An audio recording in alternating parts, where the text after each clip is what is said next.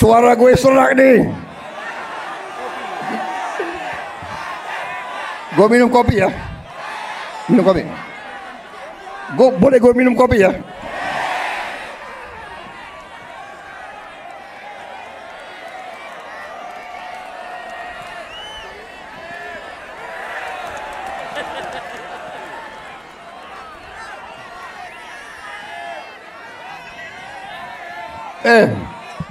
Ini lo yang minta ya.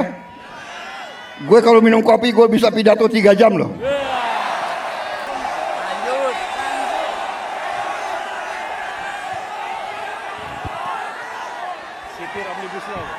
Kalian nggak kepanasan?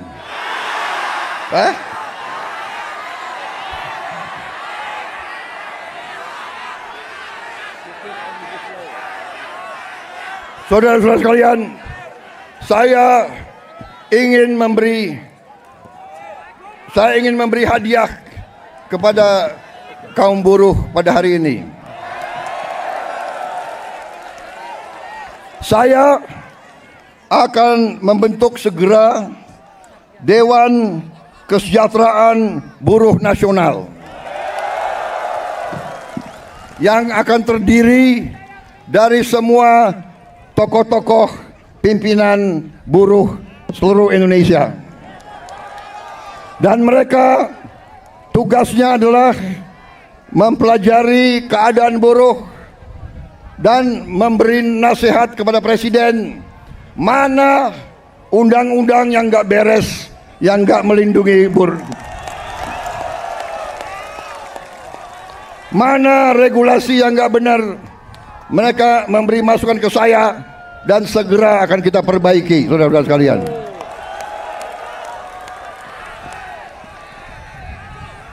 Saudara-saudara sekalian, kita juga atas saran dari pimpinan buruh, atas saran dari Pak Said Iqbal dan Pak Jumbur, kita akan segera membentuk Satuan Tugas PHK. Kita tidak akan membiarkan rakyat kita tidak akan biarkan pekerja-pekerja di PHK-kan seenaknya.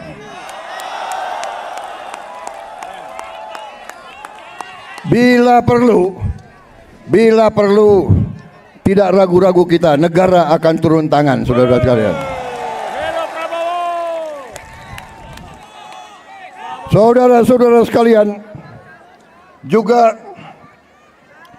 kita akan segera meloloskan RUU Perlindungan Pekerja Rumah Tangga. Wakil Ketua DPR yang hadir, Pak Dasko, Pak Sufmi melaporkan ke saya, minggu depan RUU ini segera akan mulai dibahas. Mudah-mudahan tidak lebih dari 3 bulan undang-undang ini akan selesai kita bereskan. Juga saran dari Pak Jumhur, undang-undang perlindungan pekerja di laut, pekerja di industri perikanan, pekerja di kapal-kapal, kita juga segera akan membentuk undang-undang itu. Jadi kami Satgas PHK dan Dewan Kesejahteraan Buruh Nasional ini akan mempunyai peran yang sangat penting. Saudara-saudara sekalian, saya juga akan meminta Dewan Kesejahteraan Nasional mempelajari bagaimana caranya kita kalau bisa tidak segera tapi secepat-cepatnya kita ingin menghapus outsourcing. Tapi saudara-saudara, kita juga harus juga realistis. Kita juga harus menjaga kepentingan para investor juga. Kalau mereka tidak investasi, tidak ada pabrik, kalian tidak bekerja. Jadi kita harus bekerja sama mereka atas usul pimpinan saudara, dalam waktu dekat saya akan mengadakan suatu pertemuan di Istana Bogor. 150 pimpinan buruh akan saya pertemukan dengan 150 pemimpin-pemimpin perusahaan di Indonesia. Kita akan duduk bersama. Saya akan mengatakan kepada para pengusaha, saudara-saudara, tidak boleh mau kaya sekaya-kayanya sendiri tanpa mengajak pekerja-pekerja hidup dengan baik. Tapi negara juga tidak tinggal diam. Kami berjuang memberi pelayanan kesehatan untuk seluruh rakyat, pendidikan, kita juga memberi subsidi listrik, kita memberi bantuan tunai langsung kepada mereka-mereka yang penghasilan rendah. Total biaya yang kita gelontorkan ke rakyat sudah melebihi, kalau tidak salah, 500 triliun. Ini terus untuk menjaga rakyat kita tidak ada yang menderita. Tapi sekarang masalahnya adalah kita harus jaga mereka yang memerlukan, mereka yang terima. Jangan mereka yang tidak perlu, mereka terima juga bantuan dan subsidi. Ini nggak benar. Ya kan? Karena kita masih dapat laporan ada yang tidak berhak.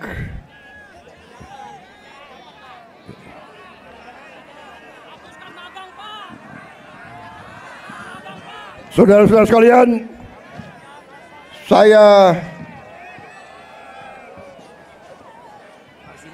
saudara-saudara, juga atas usul dari pimpinan tokoh-tokoh masyarakat, mereka tokoh-tokoh buruh, mereka sampaikan ke saya, Pak, kenapa sih pahlawan nasional nggak ada dari kaum buruh? Saya tanya, kalian ada saran nggak? Coba kalian berembuk, usulkan pahlawan dari kaum buruh. Dan mereka sampaikan, Pak, bagaimana kalau Marsinah, Pak? Marsinah jadi pahlawan nasional. Asal seluruh pimpinan buruh mewakili kaum buruh sepakat, saya akan mendukung Marsinah menjadi pahlawan nasional.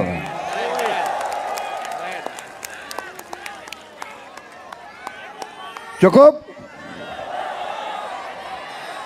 Cukup?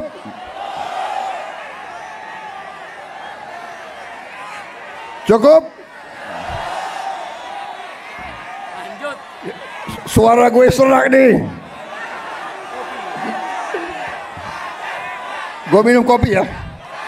Minum kopi. Boleh gue minum kopi ya?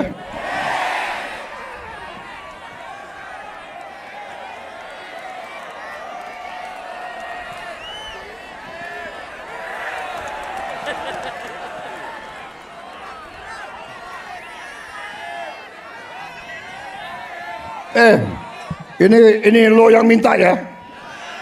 Gue kalau minum kopi gue bisa pidato 3 jam loh.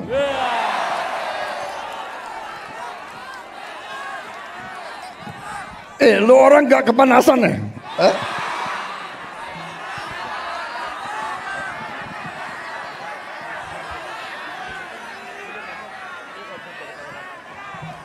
Tapi gue udah kehabisan bahan.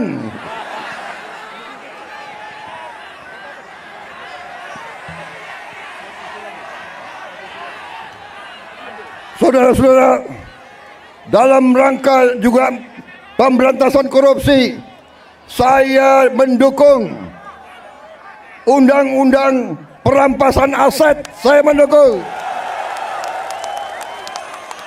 Enak aja, udah nyolong, nggak mau kembalikan aset, gue tarik aja deh itu.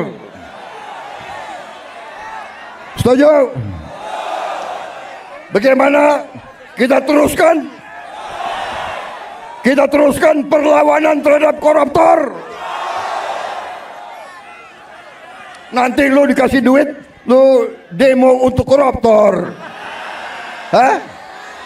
Benar ya? Awas lo. Gue heran di Indonesia ada demo mendukung koruptor, gue heran tuh.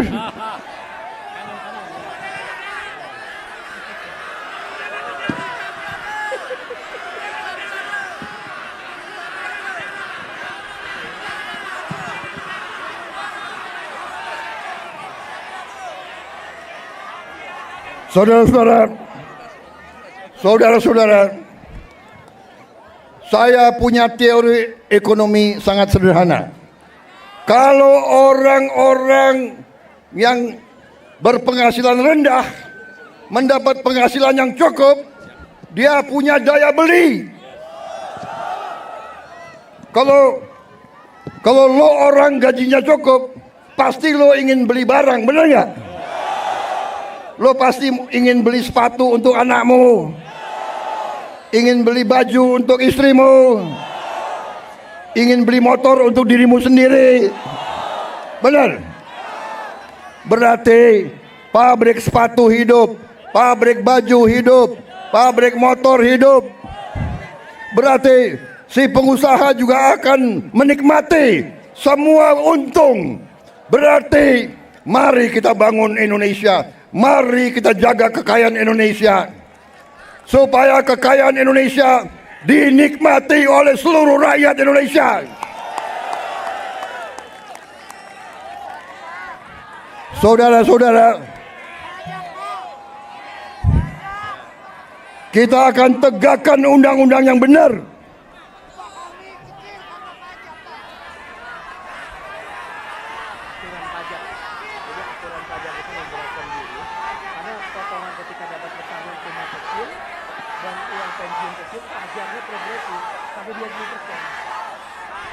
Ya, saya akan pelajari kembali masalah pajak.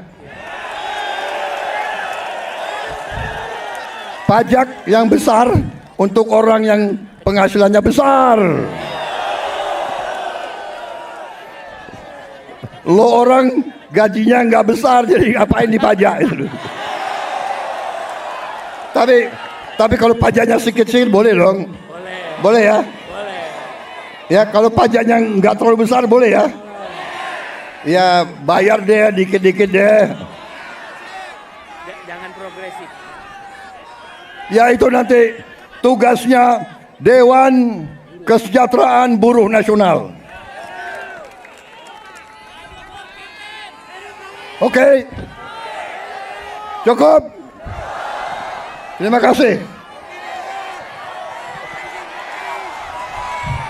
Wassalamualaikum warahmatullahi wabarakatuh.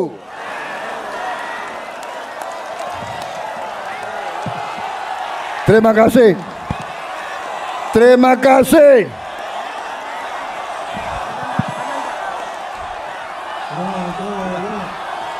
Depan, Pak.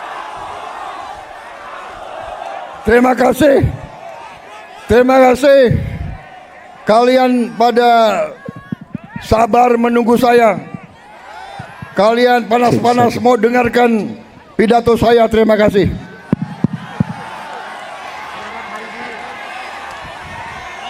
Selamat Hari Buruh Internasional.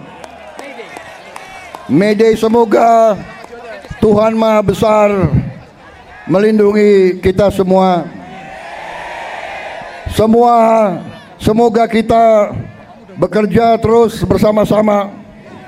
Saya minta dukunganmu, saya minta bantuanmu. Bersama-sama kita selamatkan kekayaan rakyat, kekayaan negara kita. Kekayaan rakyat, kekayaan negara harus dinikmati oleh seluruh rakyat Indonesia.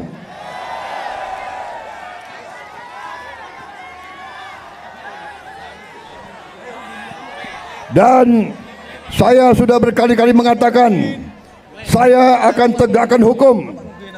Mereka yang melanggar hukum, mereka yang mencuri kekayaan negara akan saya tindak. Karena itu kewajiban saya, itu sumpah saya kepada rakyat Indonesia di hadapan Tuhan Maha Besar Allah Subhanahu wa taala. Terima kasih. Selamat berjuang. Hidup buruh.